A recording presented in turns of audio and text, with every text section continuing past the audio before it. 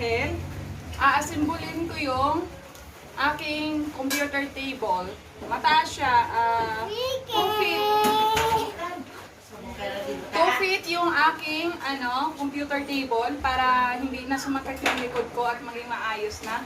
Para makaupo na rin ako ng maayos.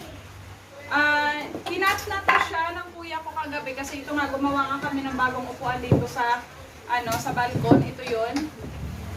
So kinatch na siya ng kuya ko. Ang gagawin ko na lang ay assemble ko na lang. Panoorin niyo!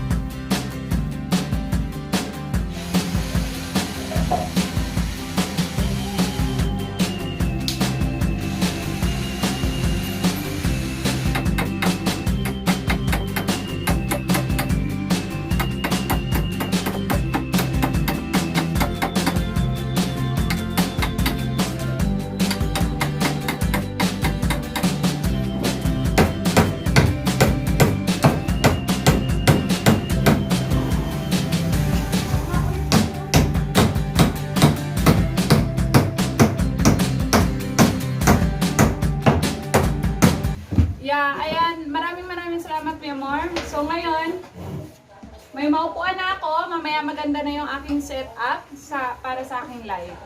Thank you! Bye-bye!